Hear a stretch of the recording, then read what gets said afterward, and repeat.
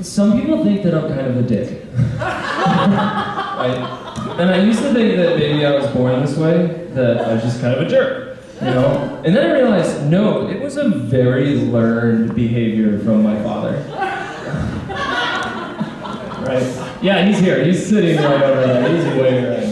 So, and I'll tell you this, because this is kind of the precedent of the next piece. I was little, and I was enjoying little people stuff. Like, I was just doing things like, oh, everything is fair in life. And then all of a sudden, my parents, my dad, yelled at my brother and I from downstairs. We came running downstairs. We were halfway down the stairs. And they were standing there in the hallway, and there was a piece of poop from the dog right at their feet, right? And it was our job to walk the dog. We were supposed to take care of it, and we had gotten yelled at so much. And this dog never pooped in the house. So when it pooped in the house, it was a big deal. It's like we'd never let it out for 3 days, you know? And so they just start yelling at us. And my mom's standing there, and she's not really saying anything, but she's doing this. You know, and my dad's just going on, how many times have we told you to walk the dog, blah, blah, blah. My brother and I are almost in tears, because we feel like, I think we're responsible, you know, semi-adults. And all of a sudden, out of nowhere, like in a flash, my dad bends over.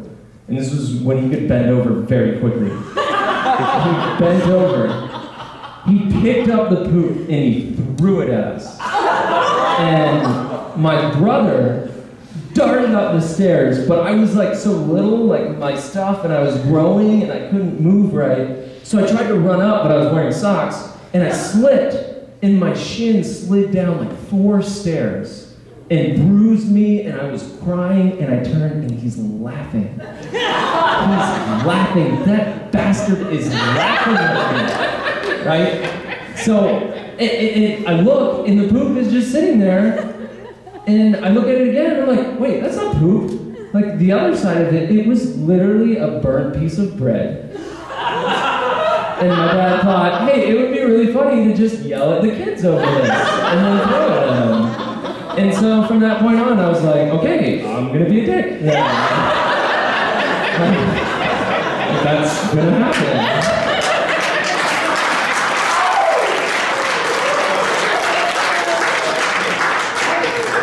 So, yeah, I'm sorry.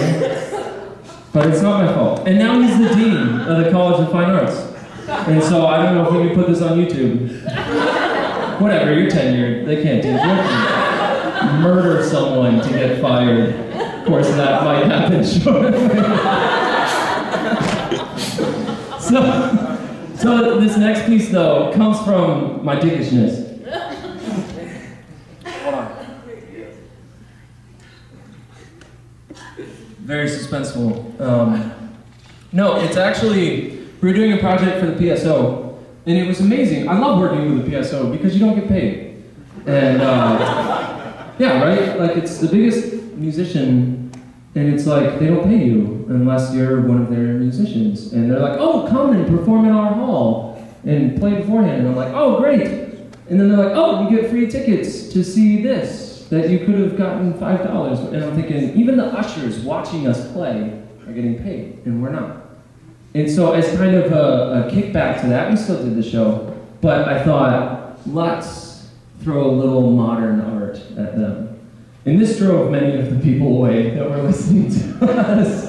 But whatever, it was a statement. It's an artistic, fear no art bumper sticker my dad had on his car for a long time.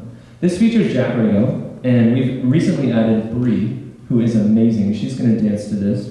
Jack will be playing very intricate snare drum solos by Winnie the Delecluse, and I will be reading Winnie the Pooh.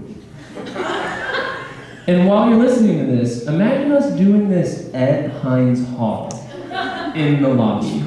All right, and then if you want to leave, it's pretty much how this piece is received.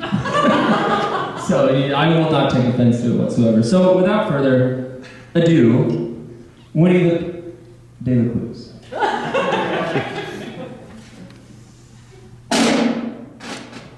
Here is Edward Bear coming downstairs. Bump, bump.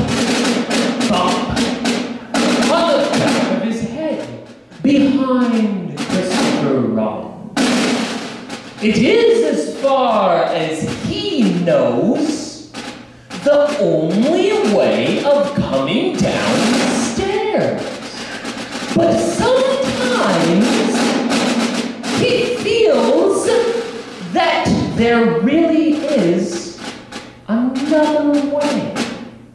If only he could stop bumping for a moment and think of it. And then he feels there is a way. Anyhow, here he is at the bottom and ready to be introduced to you. Winnie the Pooh. When I first heard his name, I said, just as you are going to say, "Oh, but I thought he was a boy." "So I did," said Christopher Robin. "Then you can't call him Winnie." "I don't. But you said he's Winnie the Pooh. Don't you know what the means?"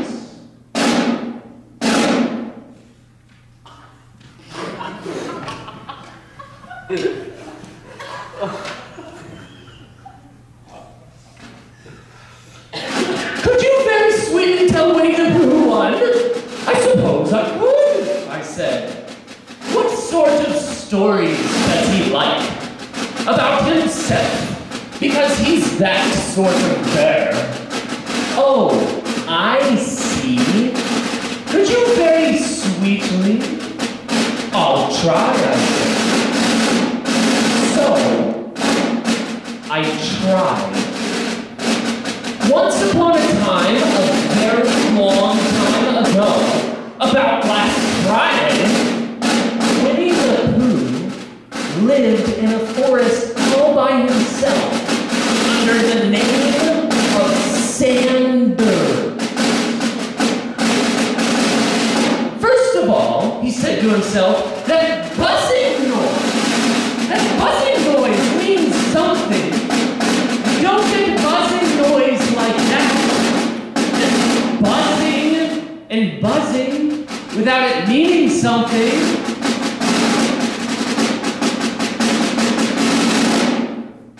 If there's a buzzing noise, it sounds like it's making a buzzing noise. And the only reason for making a buzzing noise that I know of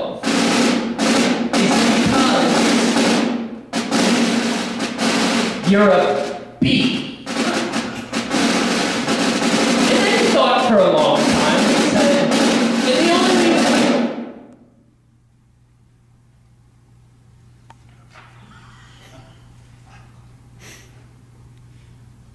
for being a bee that I know of is making honey. And then he got up and said, and the only reason for making honey is so that I can eat it. So he began to climb the tree.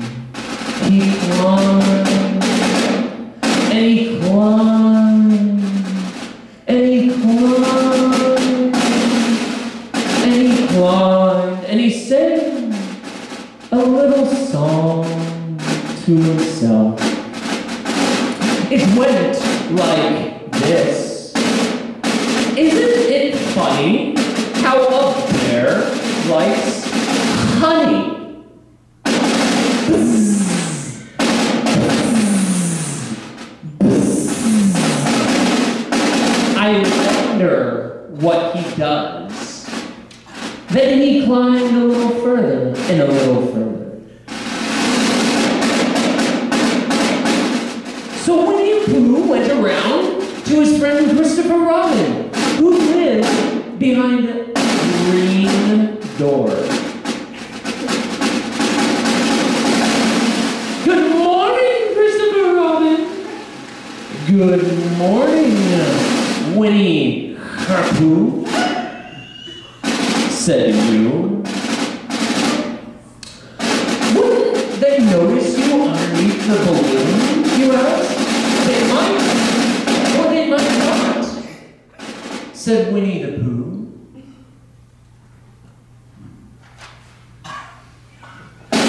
You never can tell the bees. He thought for a moment and then said, I shall try to look like a small black cloud. That will deceive them. Then you better have the blue balloon, he said. So it was decided. Tut, tut, tut. It looks like rain. Tut, tut. What? Looks like rain. Yes, but wait a moment. We must be practical. The important bee to deceive is the queen bee. Can you see which is the queen bee from down there? No. The bees were still buzzing, suspicious as ever. And Winnie Pooh floated down to the ground. But his arms were so stiff from holding on to the string of the balloon, all the time they were stayed straight up in the air for more than 1 week. And whenever a fly came and settled on his nose, he had to blow it off. And that is why he is always called Pooh.